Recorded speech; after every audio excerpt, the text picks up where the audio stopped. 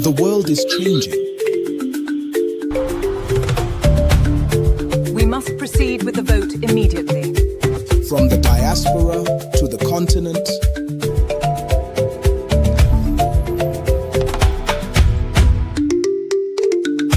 that inspire.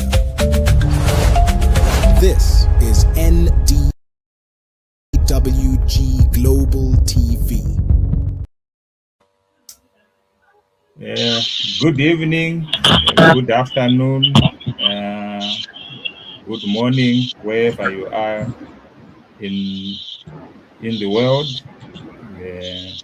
Welcome to Champion Network TV in collaboration with NDWG TV, and I am your host, Mija.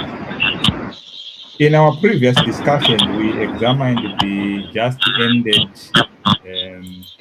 Constitutional Amendment Bill number 3, consultations, and explored concerns from the citizens, civic groups, including decision by the National Democratic Working Group to disengage from the process, citing issues of legitimacy. We also had some statement from the Human Rights Commission saying this process wasn't a fair process, and and other like the NCA as well, also citing the same issues. But in recent days, the conversation has shifted. It's now what happens to Zimbabwe, and we have had some conversations, discussions with some key political figures, including the spokesperson for the president of Zimbabwe, the spokesperson of the ZANU-PF, and the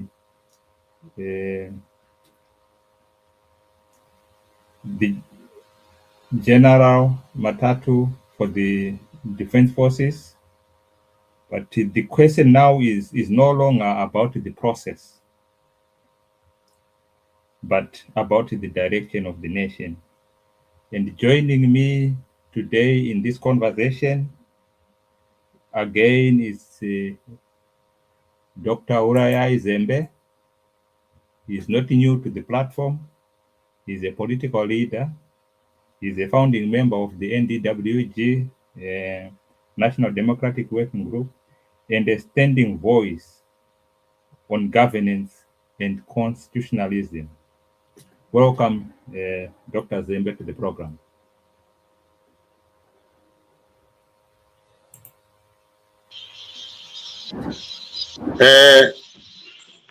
Greetings to everybody.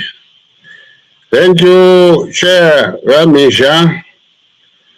And once again, greetings to compatriots who are listening and viewing this program by the Champion Network TV in collaboration with NDWG Global TV.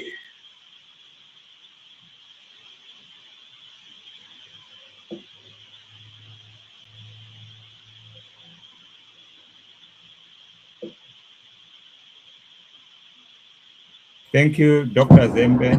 We know the consultation process has ended, and I think the next stage is for the Parliament of Zimbabwe to do the due process.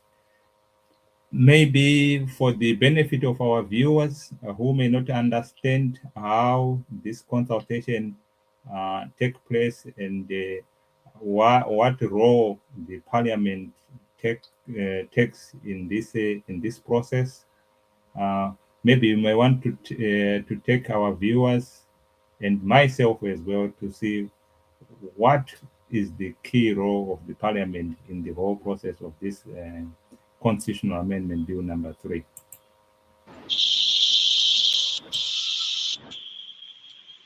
Yes, Parliament is a national institution that represents the nation in as far as legislation is concerned.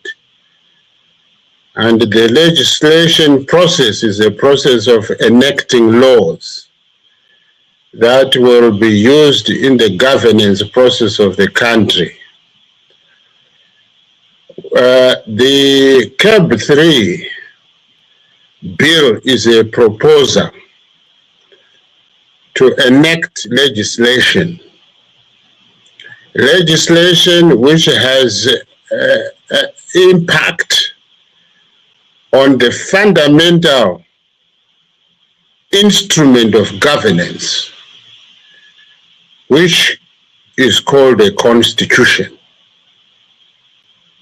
So the importance of Parliament is without question. The ideal is that the Parliament is an arena where people's representatives in a democracy system called representative democracy gather. Members of Parliament that we have in this country belong to two chambers: the National Assembly, which is the lower chamber, and the Senate, which is the upper chamber. Anyone who is a member of these two chambers is called an MP. How they get into these chambers currently, according to our constitutional order in Zimbabwe, is different here and there. The major one is where members of Parliament enter the National Assembly through a national election based on single member constituencies. The nation is delimited into 210 single member constituencies. And the electoral process that is used as a voting system where a contesting member of Parliament wins an election by simple majority. It means a contestant as a candidate who garners the majority votes in an election, who beats the rest, whether you have 2, 3, 4, or 10, anyone who has a simple majority, who has the highest number of voters in that election, is declared a winner.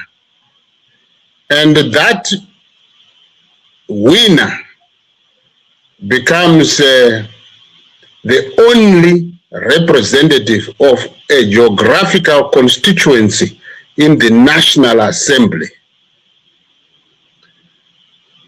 What it means is that if you have, let's say you have 5 candidates vying for a particular seat, a single member constituency seat,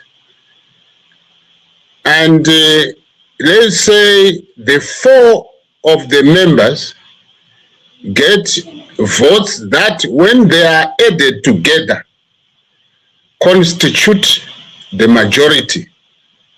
That is more than 51%. And the 5th member may therefore not be having votes that exceed the total of the 4 contestants. But when you look at the individual votes, the fifth member may have the highest number of votes, and therefore that fifth member will be declared a winner, even though when you add the votes of the four, it come up being more than the winner. So in a winner takes all, which may be called the first past the post voting system, it is very possible for a candidate to win an election where that candidate is voted by a minority of number of votes. That is the winner takes all method of voting. The other method is the proportional representation system. Some call it the party list system. And in that method of voting, candidates get seats that are consistent with their performance. The one who gets 30% will get 30% of the seats, let's say in a province. So the number of single member constituents in a province, let's say they are 30. And in a party list system, voters will be voting for political parties, so that the harvest is based on a percentage of on a percentage basis, such that a party that gets 30% gets 30% of the seats in a province, and one that gets let's say 20% gets 20% of the seats, and the one that gets 40% gets 40% of the seats. Now that voting method is more representative when you look at the participants. Now let's get to the importance or the focus of your question, to say what does it mean when a member in a single member constituency wins a vote to be a member of the National Assembly, that is the lower house of Parliament. Now, a declared winner will then assume the responsibilities of representing everyone who lives in that geographical area called a constituency. For example, here I'm in Mount Pleasant constituency. So when a member wins that contest, that person will represent all citizens who reside in Mount Pleasant constituency without discrimination. The member of parliament will not, according to representative democracy, represent only members of his party who voted for her or for him. That is not allowed in terms of representative democracy. The member of parliament must represent 100% citizens who live in that constituency. It follows that the decision-making process does not discriminate, as it were. A member of parliament is supposed to think in a holistic manner, representing everyone in her or his constituency, so that the best decision is made by parliament for the good of all citizens in the country. that decision should not be influenced by issues like bribery, issues like favoritism, issues like partisanship, any other issues that do not represent the totality of the people who live in a constituency would not be taken to be valid in terms of representative nature of an MP. So with regard to the current constitutional amendment processes, we are going to be entering the process where members of parliament will begin to debate the bill.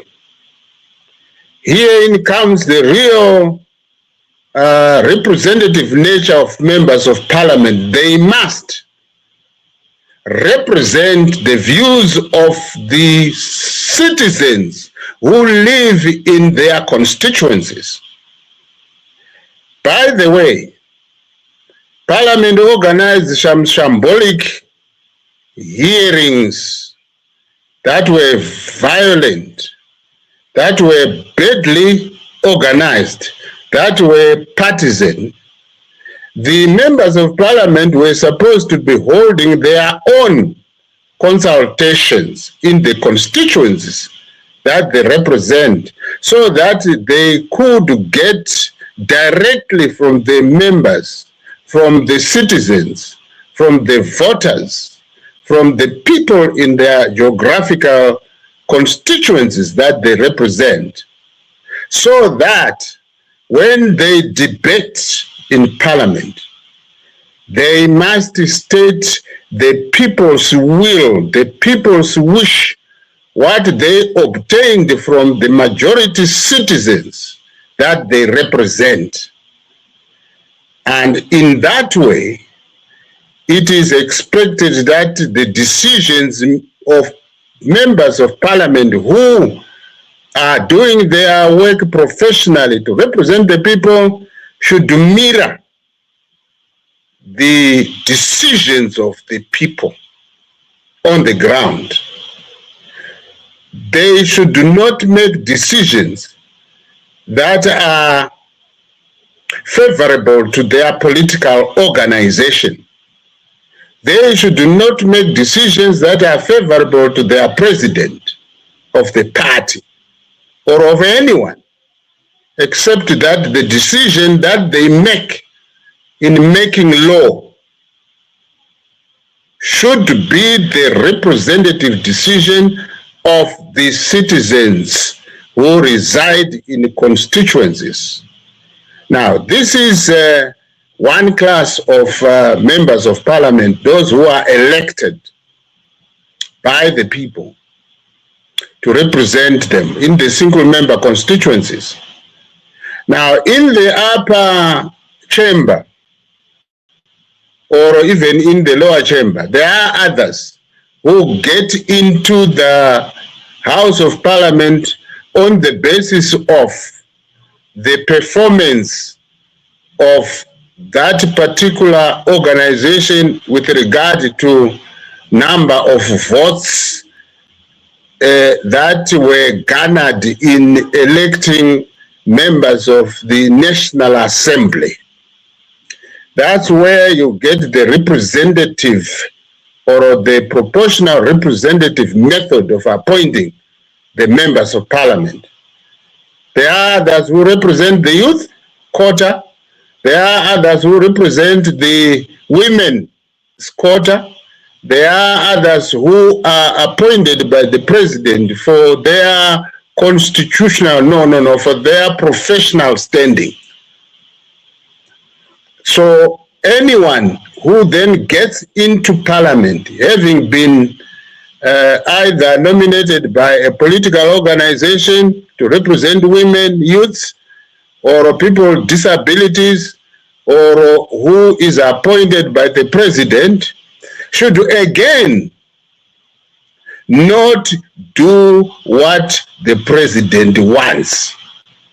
That person who gets into parliament representing women should represent ideas and the wishes of women directly in society. Those representing people living with disability should represent the interests of people living with disability in parliament, not the party that elected them, not the president who may have elected them. So, in conclusion, all members of parliament, whether they come in through a single member constituency vote or they come in through quotas of specific groups like gender, women, or the youth, or people living with disabilities, should make decisions that are independent decisions that resonate with those they represent on the ground. Not political parties, not the president, but the voters or the citizens who belong to a given class. So the MPs must therefore apply their intelligence as individuals in representing their constituents. In other words, the people that they represent, so that even in debating the Constitutional Amendment Bill number 3 of 2026, they must represent the wishes of the generality of the people. If I were to conclude here, I would then say expect them to make decisions that represent us, the people, the majority people, our views, that of rejecting the Constitutional Amendment Bill number 3. Just a couple of days ago, I was in the rural areas in Gutu in Mashingo. I never came across any single citizen who expressed support of Bill number 3. In fact, I got a barrage of questions to say, can you inform us of what Mr. Mnangagwa and his government are trying to do and trying to achieve in proposing to extend his stay in office and the stay of members of parliament and the stay of councillors. I was asked as a senior citizen and also as an activist in terms of political leadership and human rights protection in this country. Then I also now got to discover that the people, ordinary people, are outraged and they do not want anything that is contained in that bill. What people are expecting is that Mr. Mnangagwa should pack his bags and go in 2028 as per the constitutional agreement that citizens have to say that no one should be in office as president for more than 10 years. And that one is a very strong constitutional value that the people share right across the board. And they also want members of parliament to go because they were voted for a given period of 5 years. So people are actually saying that this is not correct to ban the holding of elections, with Mnangagwa wanting to extend his stay in office, and with Mnangagwa also having bribed the members of parliament and councillors by simply saying you will also benefit, because that is what is in this amendment we are discussing. It will also benefit members of parliament and councillors in the country, and the people do not want that.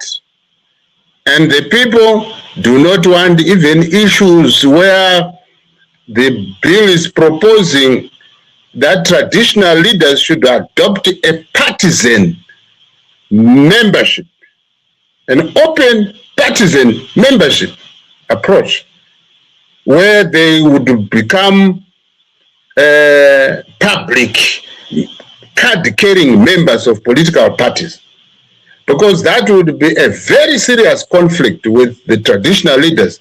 Traditional leaders have traditional values in leading their societies. Their right to lead is hereditary. It's not voted for in an electoral competition. It may be voted for in closed contests of candidates who come from houses of a clan that rule as chiefs, but that is a closed affair. We also have, in fact, this understanding among traditional leaders that leadership is rotational. It means among the family of rulers, leadership should circulate in houses. And that is, again, a value in terms of democratic governance. So, the people, including Masaboko, Namasadunu, Namadzishe, Namadzimambo, are actually finding it difficult how they will maneuver, because once they become members of political parties, open members of political parties, it will be difficult to lead and to be arbitrators where their subjects are in conflict. And it will not therefore be possible for chiefs to exercise their leadership and to exercise their judicial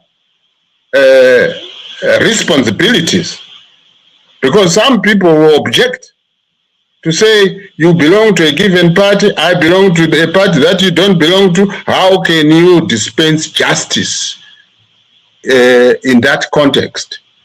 So the issue that political, the traditional leaders should be political is a very emotive issue. And people were even objecting if these traditional leaders adopted an open partisan position in matters in their jurisdiction. Now, this amendment will create a lot of anarchy, a lot of chaos. I got these views from the people. So let me say here that I think I've answered the first question, Lamisha, and also concluded how the members of parliament should be. Right. Sure, you articulated very well, and but I want to push back. You have said the members of parliament are going to stand for their constituency. The people who live in their constituencies and the members of people who are elected on a representation basis, they also represent members of their group. But the question, and you clearly said the parliament is going to debate.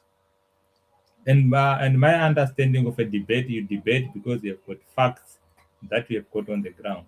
I'm not sure if your member of parliament has been to your constituency to ask your views, so that when they go to parliament, they will come and say, members, my people in my constituency, Mount Pleasant, this is what they are going to, they are saying. We have heard, is it Richard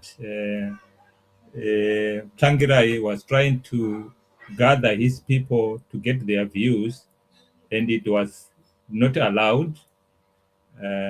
So where are they going to get the ingredients to inform their debates?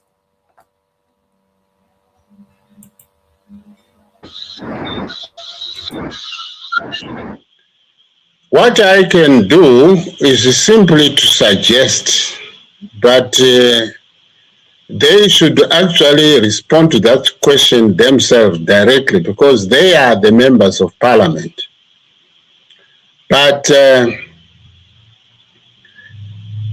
they can canvass for ideas of their members privately. They don't have to do it only publicly. They can do house-to-house communication. They can do communication through various groupings on, let's say, weddings, or on funerals, or on house-to-house meetings with their constituent, with their groups, or with their voters, or with their citizens in their constituencies. In this area, we had Advocate Fadzai Mahere, who was a member of an MP for Mount Pleasant in the National Assembly. As we know, she resigned following Advocate Nelson Chamisa's resignation as the leader of CCC. And a by-election was held, and a candidate who was sponsored by ZANU-PF won. And I've not come across any meeting that he has organized. What it means is that he will sing a song consistent with the resolution of his party, or the intentions of his party and his president, which, like I've indicated, should not be the case. That member of parliament should represent my voice as well. And I've been very vocal in rejecting, as an individual, these amendments. And also as president of the Democratic Party, the membership of the DP has been very vocal, not only in rejecting, but in pointing the dangers that such amendments can plunge the country into. I also am the Northern Region facilitator of the National Democratic Working Group, which has also announced its decision to reject both Bill number 3 and its foundation. In other words, it's the ZANU-PF people who proposed that law. And then it's the ZANU-PF people in cabinet who have now gazetted this bill. And from our readings, they added certain amendments that were not even proposed their own political party at party conferences, first in Bulawayo in 2024, and then secondly in Mutare in 2025. The membership, those who proposed, simply had their president in mind to say that Mr. Mnangagwa should stay in office until 2030. And all these other amendments, we did not hear them being discussed at the ZANU-PF conference meetings, which we also were able to read and from the media.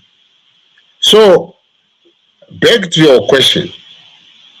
However they gather the views of the people in their constituencies, the issue remains that they are the representatives of the citizens who live in their constituencies with regard to single member constituencies, and also of the people who belong to that class of citizens regarding women, youth, and people living with disabilities. And we have reason to believe that citizens in Zimbabwe also become members of churches and groups of churches. So far we have seen decisions of churches. The Zimbabwe National Council of Churches has just given its verdict. We have also seen the Catholic bishops. They've also given their verdict. There is also the other grouping, I can't recall their name now. They've made written submissions. And as churches, they represent citizens who cut across all these groupings, either as women, as youth, or people living with disabilities, or as members of political parties, or as members of civic society. And we've also seen civil society members issuing their views against this bill, the Law Society of Zimbabwe, the Human Rights, Society or Foundation, very many groupings in our country have already made their views known publicly. So the members of parliament must actually be guided by those decisions, and so that they become perfect representatives of the people in a representative democracy system like we are having in this country. So I expect them to resonate with the views of those that they represent, the citizens of this country. So these MPs must actually, at the stage of voting, which will be done through a secret ballot, debating as they can, but the final decision making is made by the members of parliament in a secret ballot, so that the 2/3 majority that Mnangagwa and his party want should never be given to them, because everything about this bill is bad, is terrible, and has been rejected. So I think that even those who belong to, who came through ZANU-PF must represent the people, not their party, in this decision-making process. Because if they allow themselves to be bribed using money, or to be bribed using the tenure extension by 2 years, then it means they will not be true representatives of the people. And once that happens, all the liabilities that will arise from their decisions that are influenced by bribery and other factors, those obligations, these individual members in parliament will assume personal liabilities, personal obligations, and their interests will be in jeopardy, because they will have caused suffering in this country. Clearly, as a group of citizens who are supposed to apply their intellect who are supposed to represent the people in terms of these fundamental issues of survival, of governance. They will not have done justice to the people. So they will have sold out the people. They should know that they will never have peace, that they will never have their political and social interests, even including economic interests, because they will have caused death. Look at misrule that is happening in the country. Corruption, theft, drug menace. You look at the lack of employment. You look at the disaster in the health sector, where you even currently we are having nurses demonstrating, where you even have civil servants in demonstrating and not offering their services to the nation because they are incapacitated. Look at the education sector. And all these problems will actually be as a result of these MPs doing something that causes people to suffer. So I would like to think that the MPs now must do justice to the nation and must truly represent us by rejecting the passage of this bill, because the people have rejected it. And power comes from the people. These MPs were voted for by the people, or they claim, where they rigged the election, that they were voted for by the people. That claim itself, it means now that they must never, ever be influenced by trinkets, by money, by the tenure of office, because all these things will come to an end. Now, therefore, the MPs must take some of the statements we are talking about seriously. We are doing risk assessment for themselves here. They are the ones who will make important decisions, either to pass this dangerous bill or not. So my view is that they should not do so. They can debate, they can do, but at the time of voting, they should never give 2/3 vote to this bill, because that's throwing the whole nation into anarchy, into chaos, into more suffering, into total disorganization, because the people will intensify resistance to dictatorship. And I'm sure that the MPs who will have voted will be the first victims of the people's anger, of the people's struggle, and they will be victims in many ways. So it is correct that we put these risks on board that may befall members of parliament who will have betrayed the people. Back to you, Chair.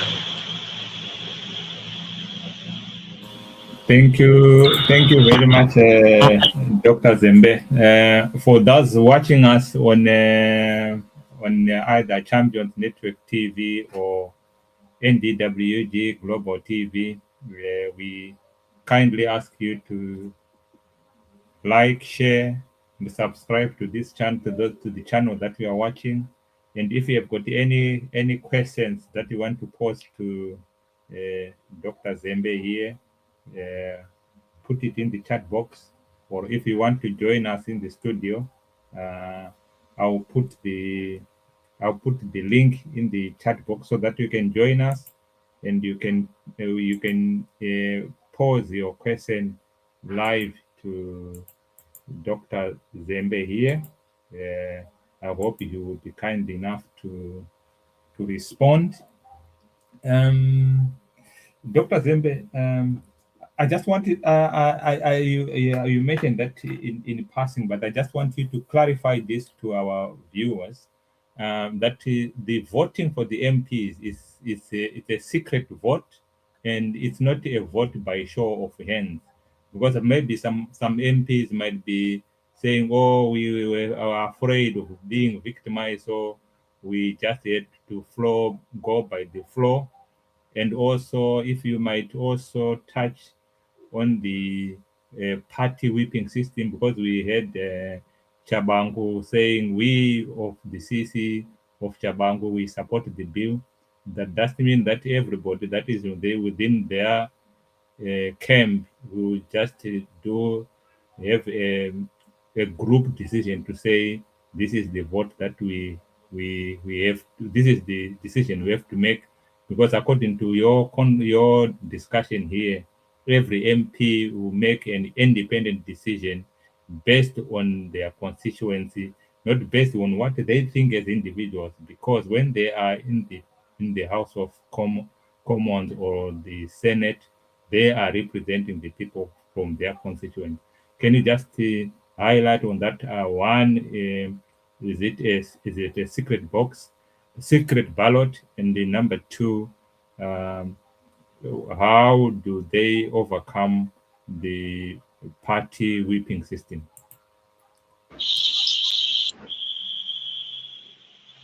Yes, the voting method is a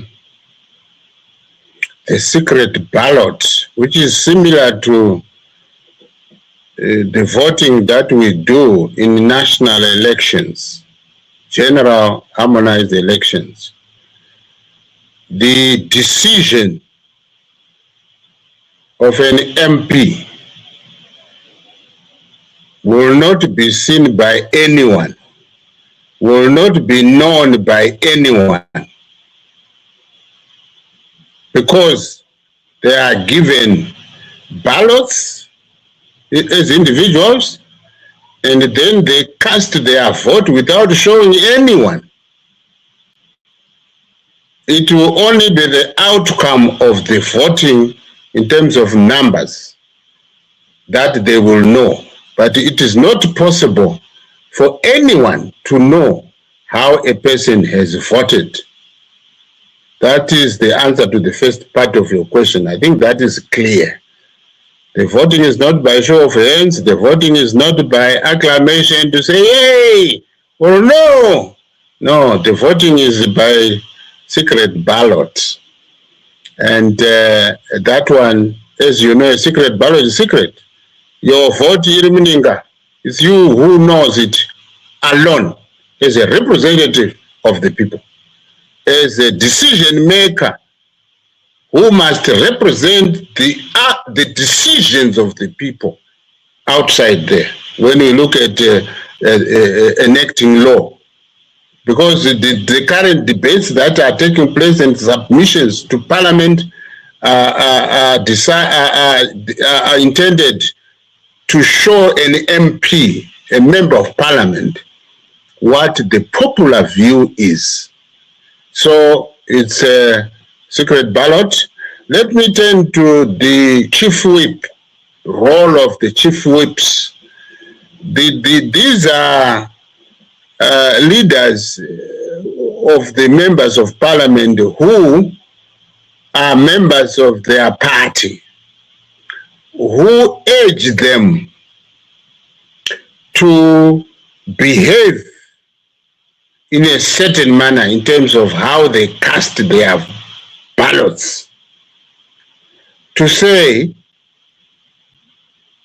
when you get into a secret ballot election, please cast a vote favorable to what the party wants, or favorable to what the president of the party wants. But really, whipping members of Parliament to do so is limited in the sense that besides urging members of parliament to do so, there is no further verification in terms of voting process that a chief whip can witness regarding decision making by a member of parliament. Yes, they can urge, but they don't vote on behalf of members of parliament in a secret ballot. So the chief whip's role here is completely limited. These chief whips work in a positive manner, not in a negative manner. This bill is negative. So any chief whip who encourages members of parliament to vote yes are urging members of parliament to act in a negative manner. So the chief whip should never, be heard in this particular case. Yes, they do the whipping, but the decision maker is a member of parliament who will make a decision representing the electors, representing the citizens who will have given their ideas outside parliament in the communities. So in this particular case, I don't think that the chief whips have significant influence at all, if they have it at all. Because this matter is not a matter of public policy by a political party or by government in enacting law. Public policy of, let's say, subsidiary acts, subsidiary laws. These are secondary laws. But here we have a very serious matter that affects the fundamental instrument of governance, the primary law, if you want. So chief whips have completely, in my view, no role here to play. Should they pretend, but a member of parliament should not be changed his or her decision based on what the people want by a chief whip. Because these chief whips are also members of parliament. They also vote as in a secret ballot. So why should members of parliament be influenced by other members of parliament to the extent of betraying the people or the electors or the citizens regarding such a fundamental proposal, which is actually overthrowing the constitutional order itself? Because this bill number 3 has the effect of overthrowing a constitutional order. It's changing a lot of fundamental aspects of governance. Appointment of president, midstream.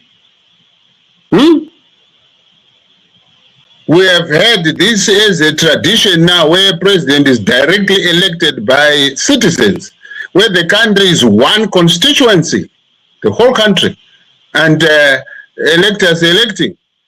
We are even saying that people in the diaspora should have a vote, should be able to vote from the diaspora to vote for a president directly. And now if they are now saying in this bill that the president should be voted for by members of parliament. Now that's a fundamental change. And that change cannot go through because it was not originated by the citizens of this country, the people. It's originated by a political party, and the political party has interests, ZANU-PF, and their members. And then they come to the nation. These are public institutions of governance to overthrow a constitutional order. the people's highest law, if you want. Now, it cannot be heard that a person is influenced by a chief whip to make such fundamental decisions. No. MPs should be influenced by what the people have expressed and what the people have mandated them to go and do in Parliament. Now, if let's say this proposal had started from among the citizens of this country before it was approved by cabinet and before it was gazetted, definitely the citizens of this country would have said no to these proposals. And that would have been the end of it. Now that it began from one political party into the instruments of governance, cabinet, and the cabinet approves it, chaired by Mnangagwa, who will benefit from this law. And all these MPs, no, not MPs, ministers who sit in cabinet, will benefit from this law. That is a direct conflict of interest, which in modern day philosophy of governance should never be tolerated. You know, you can't begin to do things that will benefit you using public offices. No. For private gain. No. So the principle is clear. No chief whip should be heard by all MPs. Even the chief whip himself or herself should represent the people, not his party, not his interest, not his president's interests, but the majority views. Because the public law is intended to look after the interests of the majority citizens of this country, if not all citizens. You may have a minority who are thinking negatively, but who also benefit if a good law exists. If a good decision is made, it will benefit even those few who wanted to monopolize the benefit themselves. So these members of parliament should never listen to their chief whips who may agitate for a yes vote of such a terrible piece of legislation. Back to you, Chair. Thank you very much. I think this ties up with the next question, because I think the chief whip is all about influence. And we have heard powerful voices like the General Matu, who is the commander-in-chief of the National Zimbabwe Defense Forces, saying they support the bill. What do you say to that?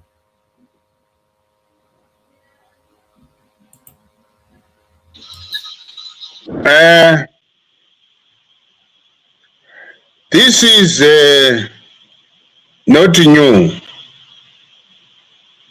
We have had the army commanders in this country,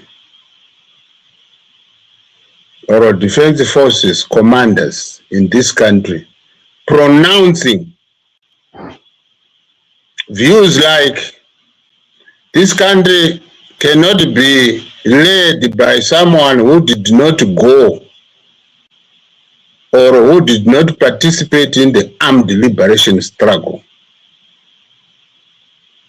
We have had these views made publicly, for example, by the former commander of the defense forces, General Msungwa, who said that the post of president is a straitjacket, and that post can only be occupied by people who have been to the armed liberation struggle, those utterances were made. We've heard people like Nyika Aramba, who was a general who made such utterances openly. We have heard many more servicemen who made public utterances like that. Now, the question is, Matu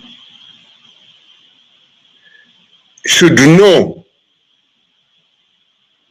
that as commander of the defense forces,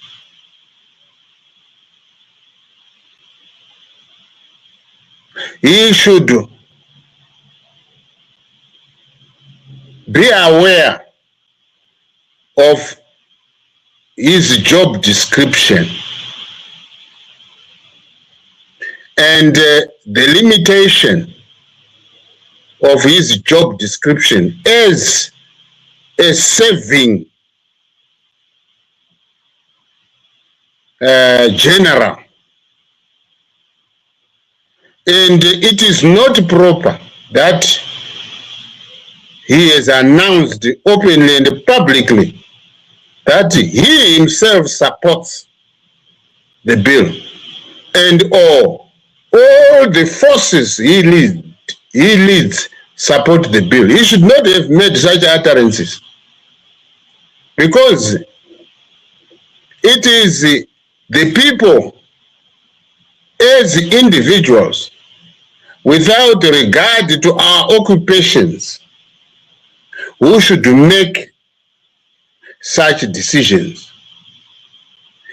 Him included, but acting in a civilian manner in terms of decision making, without claiming that all the soldiers support the bill. That is not correct. Definitely that should never be the case, because soldiers represent packaged people's political power to defend the nation against foreign enemies, against foreign invasion.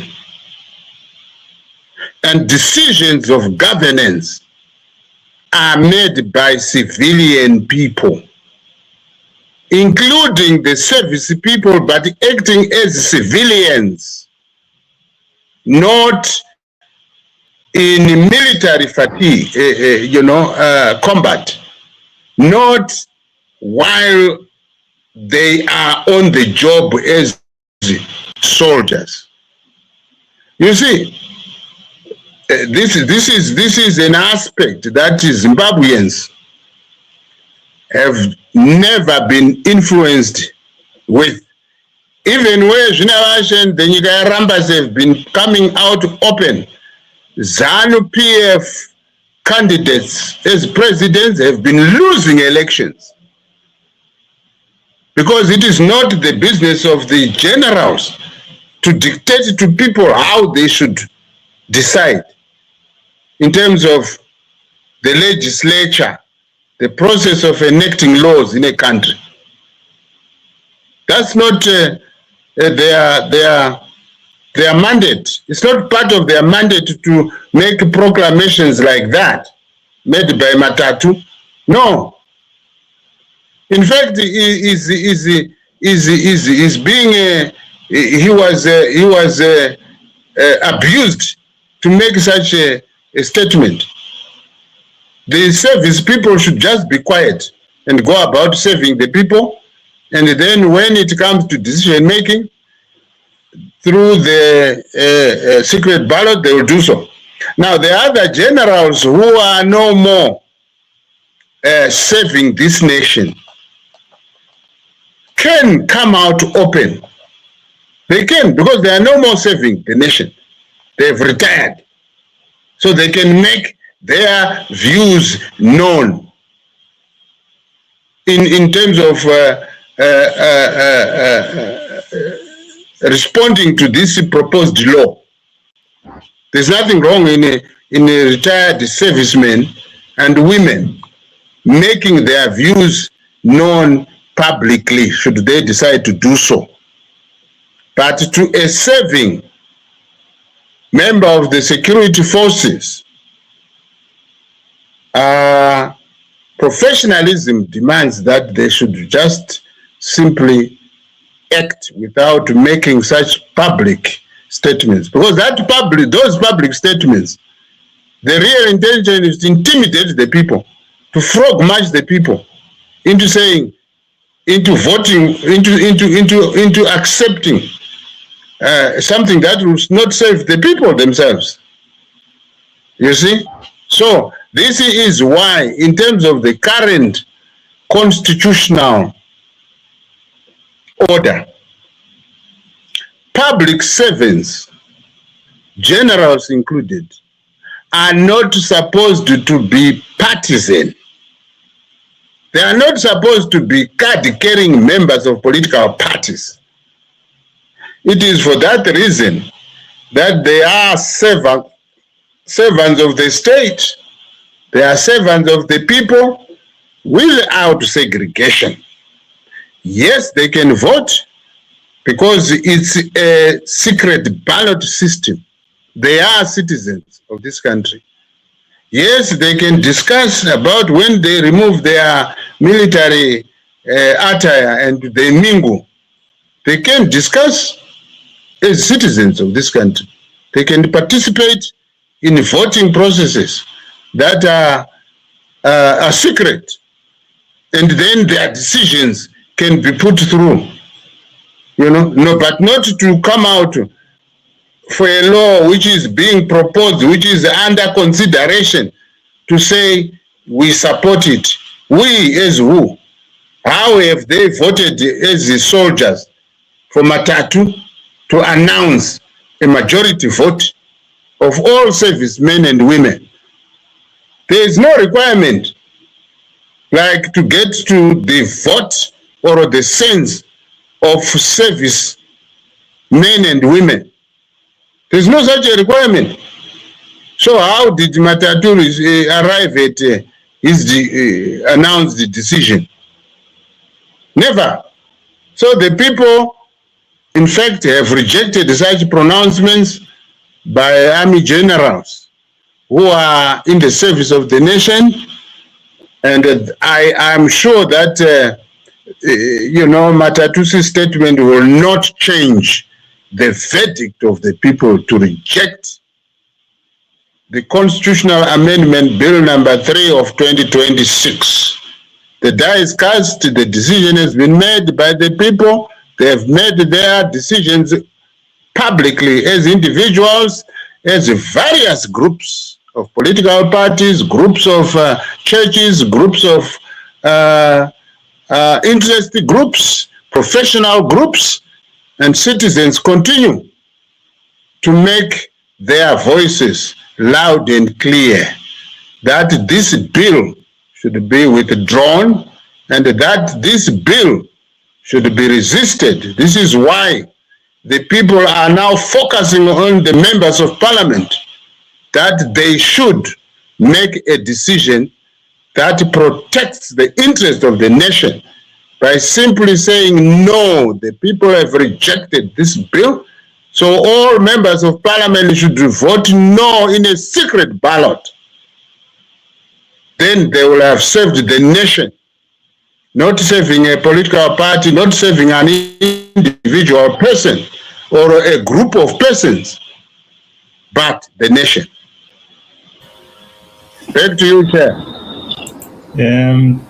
Thank you very much, Dr. Zembe. I think the other bit of this conversation, we are going to frame it for our next conversation. Hopefully, we will do it again tomorrow when we discuss Charamba and the Mutangwa, and hopefully also the proclamation by the members of the upper house here regarding readmission into the Commonwealth. But let me go to towards our final. We now want to look at the wider picture where Zimbabwe is going. When we bring all the voices that we've talked about, government, political parties, security perspective, and us as citizens, what picture emerges about the direction Zimbabwe is now taking? Are we moving towards a greater inclusion, centralization? What does this moment say about the state of our democracy in Zimbabwe?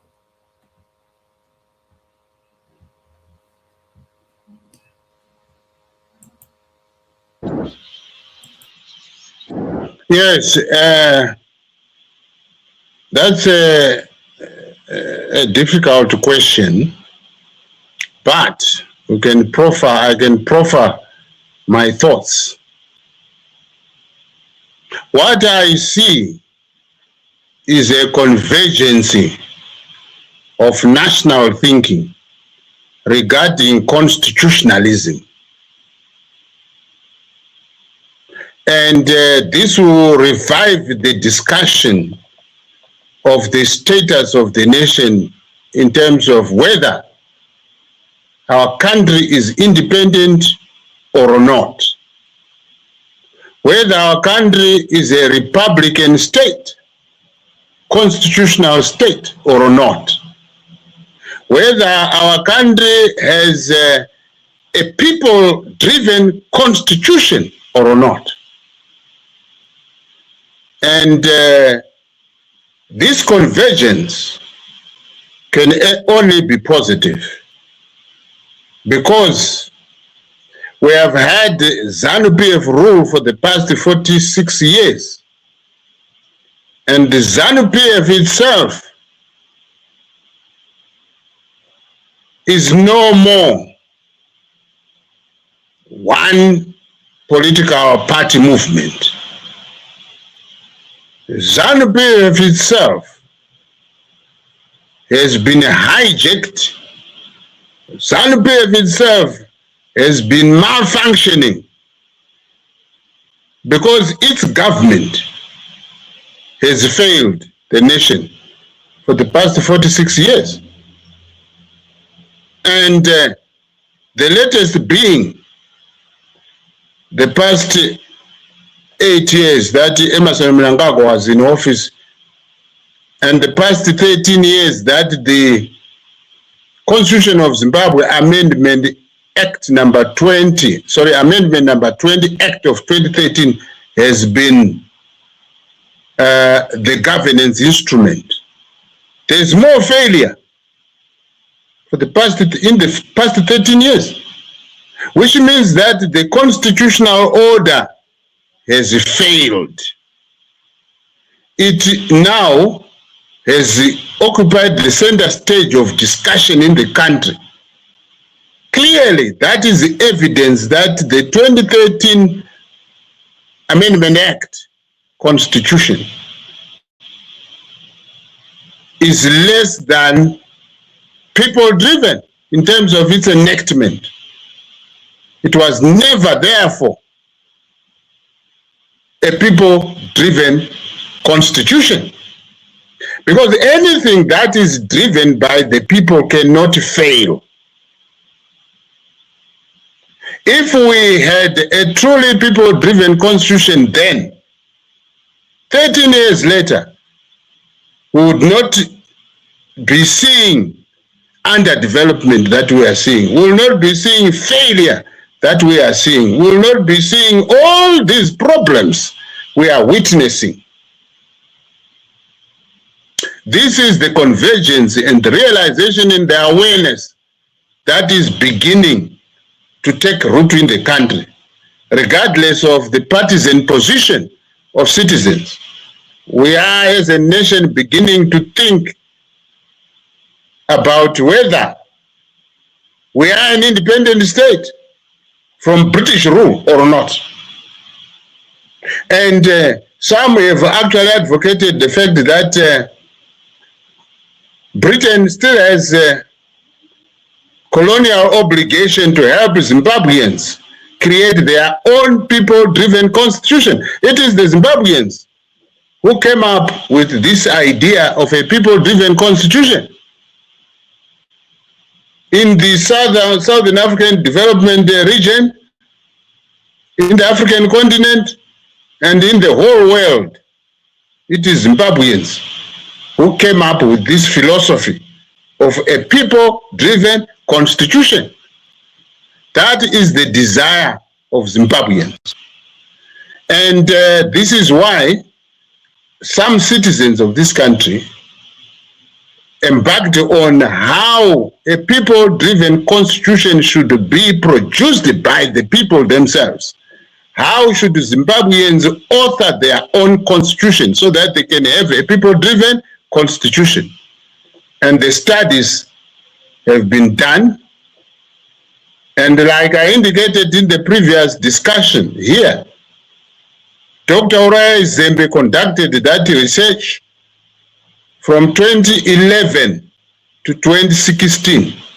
And there is therefore a blueprint on the table for Zimbabwe to adopt so that Zimbabweans can be able to produce, to write their own constitution. Writing is thinking of constitutional values and allocation of political power in the constitution, in arms of government or structures of government. And once that is done, a lot of problems will be resolved by our nation. Because anything that is centered on popular people opinion has maximum national wisdom and cannot fail the people. We'll have problems, they'll be exposed to the people, and the people's intelligence, the people's wisdom should guide national governance, democratic governance. So I'm seeing this development happening because then it will resolve problems of the country, at the same time unleashing development, sustainable development, because there will not be misrepresentation. And anything that we do following popular opinion will succeed, will be in the best interests of the nation, of the people.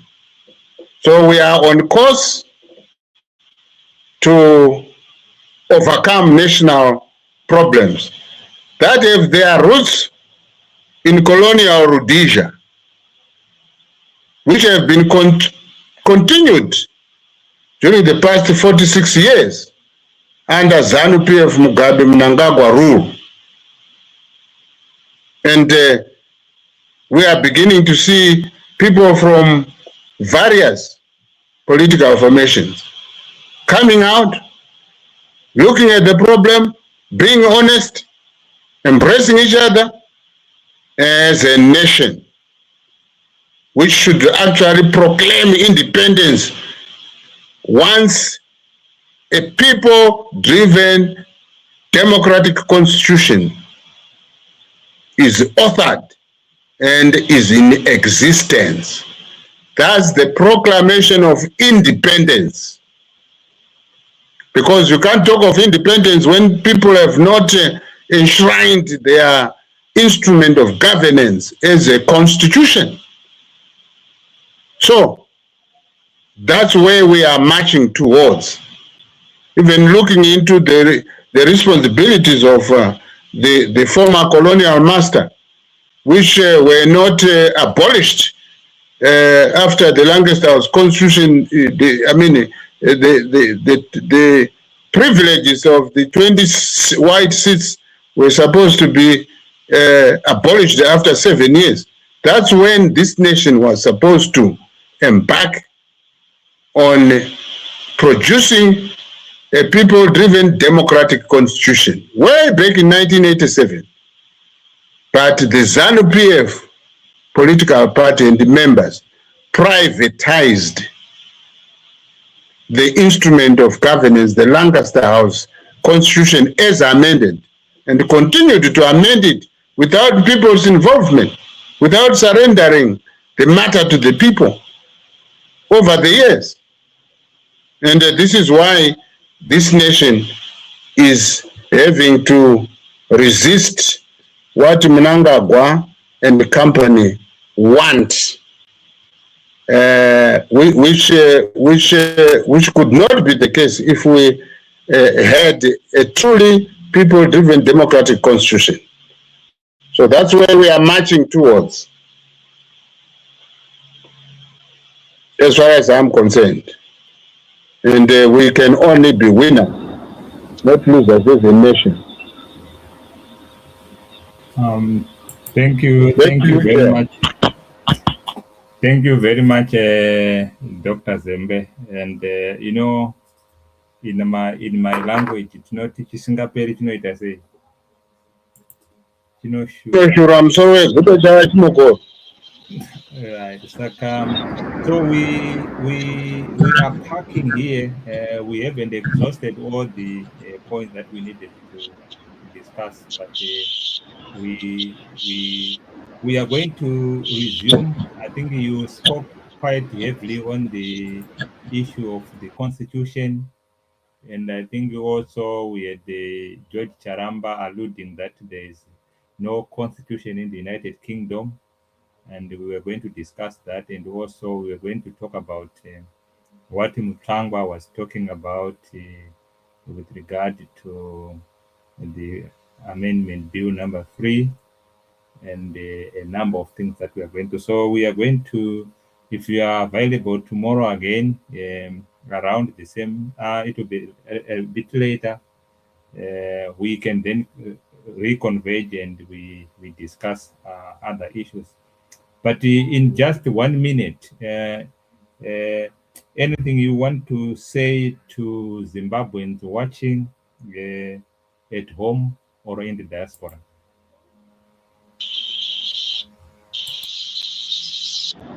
Yes, Zimbabweans should continue engaging in discussions, in discourses progressively, and contribute to our thought processes, and also taking affirmative action in an orderly, peaceful and progressive manner. And peaceful processes are stronger than unpeaceful processes. Peaceful processes are stronger than dictatorship processes. And when people embrace, they can defeat all the acts of violence that may be produced by minorities among us. So Zimbabweans should continue to be bound by the power of positive thinking. It is us who can reshape our future. It is us who can redeem ourselves from the mess we have been plunged into by those who have been in the instruments of governance. Those who have failed, those who became corrupt and became selfish while occupying public office have failed the nation. And the nation is taking stock of the failures, including the population that embarked on the armed liberation struggle, the surviving members of the armed liberation struggle are beginning to think and to remind themselves and the nation of the reason why this nation went to war. And this is the beauty of Mushaidare. Mushausnadare wakafa. You know, the assemblages where individuals address problems, community problems, communal problems, national problems, and begin the process of thinking. As you know, we think as individuals, not groups. Groups don't have a mind, human mind to think.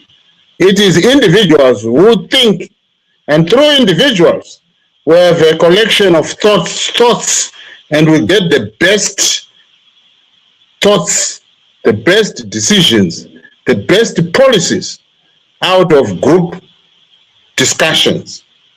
So therein lies the importance to give an individual citizen the right to think, the right to associate, and the right of actually being heard. This is the fundamental in terms of human activities. You must have individual rights of thought, the right of conscience, the right to say, and the right not to say. Therein lies the question of even public demonstrations or public petitions to authority, where the community decides to inform those in office of their feelings about public life and even about private life, the issues of governance. So let's continue to be bound by the power of positive thinking. We have the power to correct the wrongs that have affected this nation.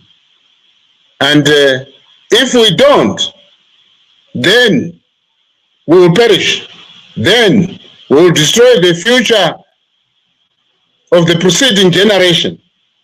And that is not cultural. I mean, most of us, we belong to cultures in Zimbabwe that believe in a concept in Naka, that we should be able to leave positive legacy for our children and our children's children, so that they have somewhere to begin from in future. We can't destroy the lives of our children and grandchildren by being selfish and simply considering our own gratification as a generation.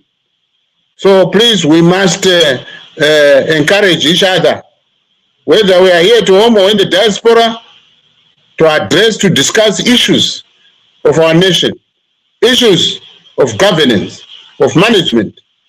Therefore, we can regenerate as a nation.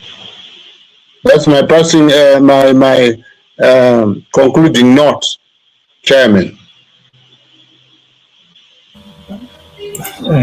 Thank you very much.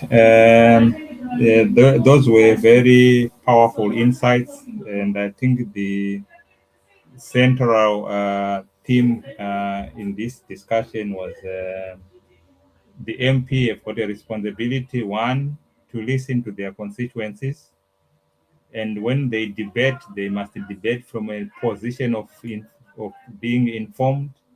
And when they go to their ballot, that's a national duty, and it's a secret ballot, and they have to reflect the will of the people.